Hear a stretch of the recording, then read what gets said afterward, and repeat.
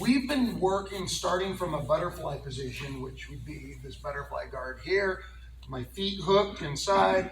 I want my hips behind my shoulder line, and I want to be leaning forward with my elbows in and my hands in front of me. Okay, this is our position. The reason our shoulders are forward is that he can push on me and I can push back. If my shoulders and hips are lined up, when he pushes, it's going to be hard for me to stay seated, right? If you pick up my legs, that's going to do it anyway. So that's why my hands are here, is to protect my legs from his grips. I can defend or grip myself. I can break grips with my hands in. My elbows are in because I don't want him to jump for like Kimuras and things like that. Anytime your elbows are away from your body. And my head's up because if I'm down here like this, he can just pull down on my head. And now he can just stand up and pass, and I'm stuck. I'm like basically pinned to the mat here, okay? So that's why my butterfly guard is here, right? And then I can switch to, the more mobile position. Butterfly's not super mobile, but I have the option to go to both sides. That's the advantage, is both knees are off the mat, my toes are inside. If I want to sweep him this way, I have a hook on this side. If I want to hook him this way, I can hook under his knee on this side with my toes, okay? But I'm not super mobile, right? So in general, usually you're going to pick the side, and when you do, your hand goes, and you're going to kind of line your hips up, and you set up your hooks and things that way. So usually you're going to go, and they call this one a seated guard. But it's the same idea. I want my shoulders forward. I want my head up. I have the advantage of having this hand behind me now, which allows me to move my hips back and forth and side to side really well because I can post on that hand. Also, it's even harder for him to put me on my back if I have that hand on the mat. Okay, so that's another advantage of this one. The disadvantage of this compared to a butterfly is I can't quickly switch to the opposite side. Right, I've basically committed myself to this side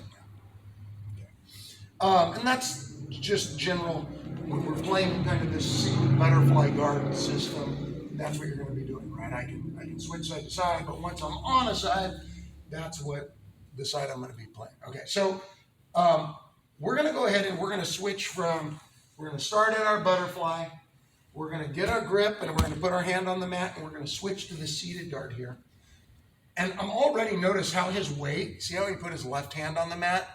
As I'm doing that, I'm already pushing him to that side.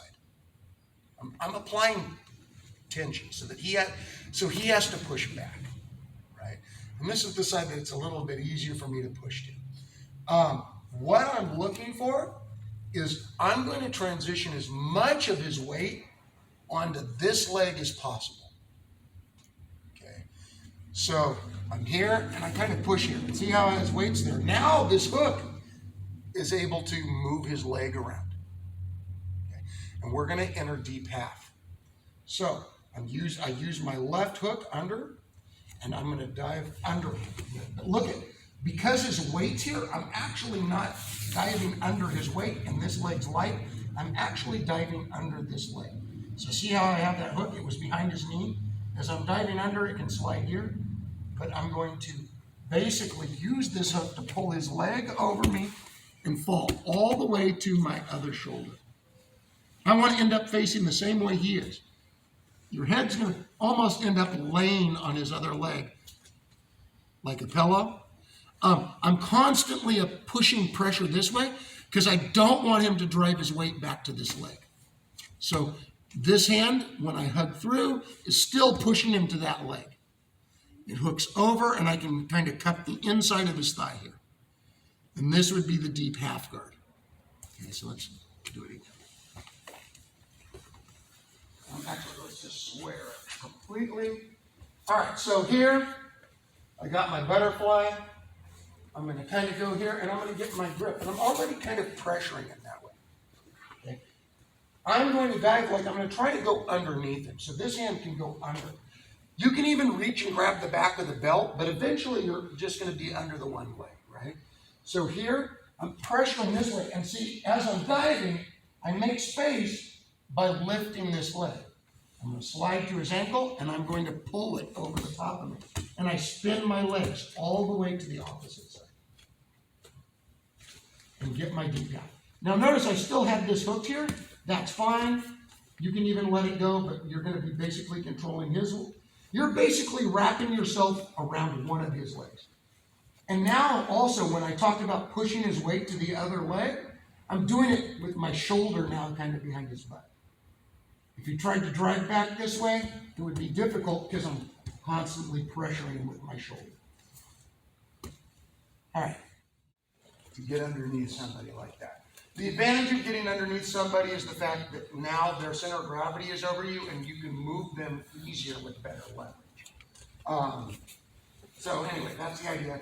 I'm here, going here, I'm putting weight that way, and I'm using my hook here. I'm diving under, and I'm spinning through. Let's turn, right? So I end up here.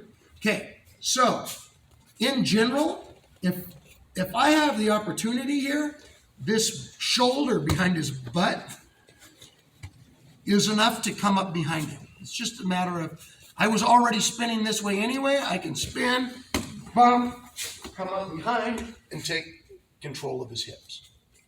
Okay. And that would be a good way to finish this. And that threatening to come out behind him, he doesn't want to, most people when they're training don't like that feeling of somebody coming out behind, right? They're going to turn and face you as much as possible. A lot of times, just coming up behind, they actually sweep themselves by they sit and turn and face you, right? Even before you get to their hips. But in general, if they feel like you're coming out behind, they're going to try and close off that space. So they're going to sit back down. And when they sit back down, they're opening up the sweep going the opposite direction. So, I'm here, and I'm coming into my deep half here, right? If he, there, see? And he doesn't even have to sit that low, right? Just get back up. Just drop your weight. Yes. Once he drops his weight here, now all I do is I take my knees and I spin them the other direction. All the way to my knees. And his butt's on the mat now.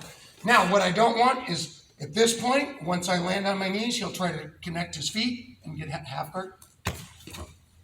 Or just connect your feet. Like that's, yeah. Now I'm kind of trapped and I have to deal with passing half guard. Right? So as soon as I come up, I have this arm hugging. This arm is, the outside arm is going to hug, so I'm going to switch. And this arm's going to go under his leg and put the palm of my hand on the ground.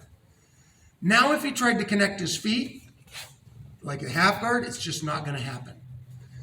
I drive my ear onto his belly, and I try to make his knee straight. Turn on your other side.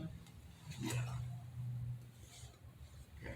So once I'm here, I just stretch his leg straight with my body. See how I drop my hips? Then I step out. And because this one's here, if he tried to put his knee back across my belly, I'm blocking it with my bicep here. And so just by hugging it here, you're blocking. And it's good heavy pressure. If I want him to be heavy, I just take my knees off the mat. Here. Okay. But once I'm here and I've cleared his knee past my belly, I can hug his hips and I can start working higher now for my side control. Okay. No, I'm not going to teach you right now. Knee bars aren't legal for any of you guys. But that doesn't mean that you shouldn't know it. But it's like doing a knee bar, but what you're doing is you're straightening their leg so that you can clear your leg. If you don't straighten their leg, they can keep hooking your leg back into their half guard. So I'm doing my entry, coming inside. He closes off the space by basically dropping his weight. So it's hard for me to shrug that way. Right? And I think the more I try to push him that way, the more he has to drop his weight in the direction I want him to. I spin back around. This outside arm hugs the leg. The inside arm drives through. Palm on the mat, nice and big. Ear on his belly.